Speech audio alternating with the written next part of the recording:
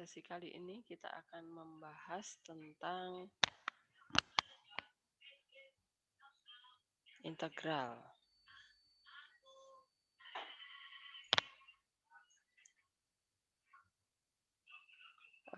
Sebelum kita membahas artian soal dari integral, kita akan memahami pengertian integral terlebih dahulu. Integral itu ada dua pengertian. Pengertian yang pertama itu merupakan bentuk operasi matematika yang menjadi kebalikan inverse dari operasi turunan. Nah, ini disebut sebagai integral tak tentu. Jadi, integral itu merupakan inverse dari fungsi turunan. Kebalikan, ya, kebalikan atau inverse dari turunan. Jadi kalau misalnya suatu fungsi itu adalah fx. Nah, misalnya fx itu adalah ax x pangkat n. Misalnya di sini ada c-nya misalnya. Konstanta. Kemudian turunan itu adalah kita mengingat lagi turunan adalah f aksen x. F aksen x kalau kita ingat turunan, rumus turunan itu adalah n-nya kita turunkan ke bawah, kita kali dengan a. A kali n, kemudian x-nya berpangkat n-1. Nah, kemudian turunan konstanta itu adalah 0. Kenapa 0? Karena dia adalah x pangkat 0. Jadi C dikali 0 di sini 0. Nah, sekarang turunan ini adalah yang ini, F aksen. Karena kita mencari inverse-nya berarti kita mencari fungsi aslinya. Nah, ini kita mencari inverse-nya. Kita mencari fungsi aslinya itu apa? Nah, maka di sini muncullah integral F aksen X untuk dapat fungsi aslinya.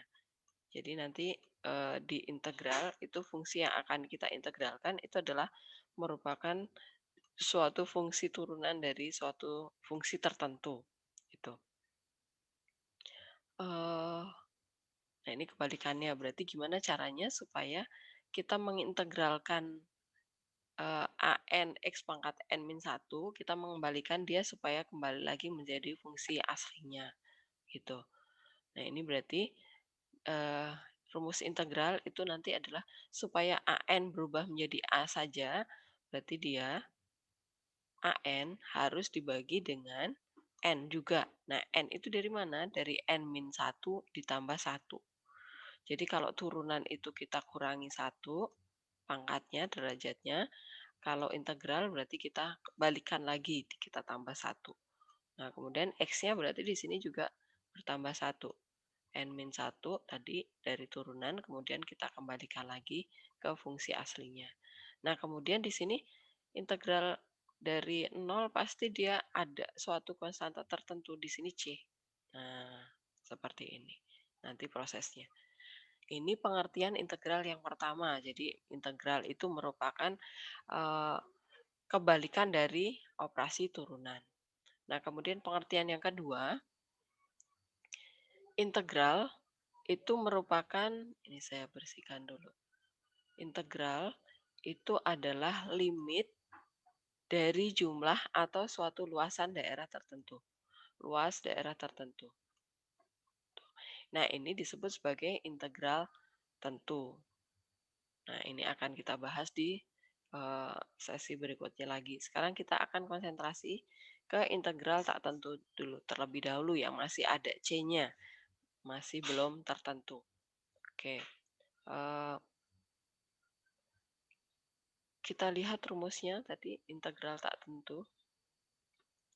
Integral tak tentu itu lambangnya tadi adalah lambang integral itu ada lambang ini, kemudian ada dx-nya. Karena fungsi di sini adalah dalam variabel bebas x. Nah, kalau di sini variabel bebasnya adalah t, maka di sini tanda integral kemudian diikuti dengan dt. Kenapa? Karena fungsinya dengan variabel bebas t. Jadi dx, dt, ds itu tergantung variabel fungsi yang mau kita integralkan, itu variabel bebasnya apa.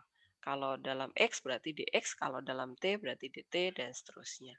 Itu lambangnya. Kemudian rumusnya, jadi seperti tadi, kalau misalnya kita punya fungsinya adalah X pangkat N, nah ini adalah fungsi fx-nya yang mau kita integralkan, berarti integralnya adalah ini tadi, eee, koefisien di depan X itu satu, berarti satu dibagi, nah ini integral berarti pangkat ini bertambah satu. N ditambah satu X pangkat N plus satu ditambah C. Jangan lupa ada C-nya, kenapa? Fungsi ini kalau kita turunkan, hasilnya harus sama dengan kembali lagi ke fungsi yang di dalam tanda integral ini. Berarti dia menjadi, kalau kita turunkan berarti menjadi satu per N plus satu, N plus 1 dikali sama N plus 1. Pangkatnya kita turunkan. Kemudian X-nya, pangkatnya berkurang 1. Jadi dikali X pangkat N min 1, N plus 1 min 1. Plus 1 min 1. Nah, maka ini bisa dicoret. Jadi dia jadi 1, kemudian ini menjadi X pangkat N. Nah, ini kembali lagi ke fungsi aslinya. Begitu. Ini cara ngecek. Eee, ngecek apakah hasil integral kita itu sudah benar atau belum. Nah, kemudian kita contoh soal. Contoh soal, jika kita punya fungsinya adalah fungsi turunannya adalah 8x pangkat 3 nih, fungsi fx-nya, f aksen x-nya gitu. Kita akan mencari, hasil integralnya, berarti A-nya adalah 8, N-nya adalah 3. Berarti hasil integralnya adalah 8 dibagi 3 plus 1, X pangkat 3 plus 1 ditambah C. Jangan lupa. Jadi tinggal menyederhanakan, 8 bagi 4 adalah 2, X pangkat 4 plus C. Ini adalah jawaban kita. Kemudian, kita lihat sifat integral. Jadi kalau misalnya kita punya, fungsi kita dikali dengan K, kita akan mengintegralkan hasil dari integral K kali fx dx itu adalah K-nya, konstanta ini bisa dikeluarkan dari lambang integral. Jadi kita keluarkan dulu, kemudian kita mengintegralkan si fungsi fx terlebih dahulu. Berarti K dikali integral fx dx. Jadi contohnya misalnya kita punya, soalnya adalah integral 2 dari x kuadrat dx. Berarti 2 ini kita faktorkan keluar, kemudian, kita mencari integral dari x pangkat 2 dx aja. Berarti 2 dikali 1 dibagi 2 tambah 1 x pangkat 2 tambah 1 plus c. Berarti kita dapat 2 dikali sepertiga x pangkat 3. Ini menjadi 2 per 3 x pangkat 3 plus c. Jadi ini bisa langsung atau dikeluarkan, hasilnya akan sama. Nah, kemudian sifat yang berikutnya adalah kalau misalnya yang mau kita integralkan itu adalah penjumlahan dari dua fungsi atau pengurangan dari dua fungsi, maka integralnya kita masukkan ke masing-masing fungsinya. Kemudian baru kita tambah. Jadi kita mengintegralkan fx sendiri, kemudian mengintegralkan gx sendiri, hasilnya baru kita tambah atau dikurang sesuai dengan tanda yang ada di soal. Jadi sebagai contoh, kalau misalnya kita ditanya integral dari 12x pangkat 11 dikurangi 4x pangkat 7 ditambah 10x pangkat 4 dx apa? Jadi ini kita integralkan satu per satu. Integral dari 12x pangkat 11. Nah, seperti ini. Kemudian dikurangi integral dari 4x pangkat 7 dx ditambah integral dari 10x pangkat 4 dx. Kemudian kita integralkan masing-masing. 12 dibagi 11 tambah 1, X pangkat 11 tambah 1, dikurangi 4, dibagi 7 ditambah 1, kemudian X-nya berpangkat 7 tambah 1, ditambah 10 dibagi 4 tambah 1, X pangkat 4 tambah 1, ditambah C. C-nya 1 aja di belakang. Kemudian kita tinggal menyederhanakan, 12 dibagi 12 adalah 1, Jadi tinggal X pangkat 12, 4 dibagi 8 adalah 1/2, X pangkat 8, 10 dibagi 5 adalah 2, X pangkat 5 ditambah C. Ini adalah hasil terakhir kita. Nah, kemudian contoh berikutnya lagi. Kalau misalnya kita ditanya hasil integral dari X plus 1 dikali X min 3 dx sama dengan. Maka ini kita kali pelangi terlebih dahulu. X dikali X, kemudian X dikali min 3, kemudian 1 dikali X, 1 dikali min 3. Baru kita integralkan satu per satu. Jadi, eh, karena di integral itu tidak ada rumus perkalian, berbeda dengan saat di turunan ada U kali V. Perkalian dua fungsi, maka kita menurunkannya turunan depan dikali belakang, ditambah turunan belakang kali depan, gitu. Tetapi kalau di integral, itu rumusnya tadi, hanya ada satu tadi. Maka ini harus kita kali ulangi. Maka kita peroleh bentuk sederhananya adalah integral dari X kuadrat, kemudian ini min 3X ditambah 1X, berarti menjadi min 2X, kemudian 1 dikali min 3 adalah min 3 dx. Kemudian kita integralkan satu per satu, integral dari X kuadrat dx dikurangi integral dari 2X dx dikurangi integral dari 3. Kalau konstanta itu berarti 3X pangkat 0 dx. Kemudian integral dari X pangkat 2 itu adalah A-nya 1, N-nya 2. Berarti 1 dibagi 2 tambah 1. Nah, seperti ini. 1 per 3 X pangkat 3 dikurangi 2 dibagi 2 X pangkat 2 dikurangi 3 dibagi 0 tambah 1 X pangkat 0 tambah 1 plus C.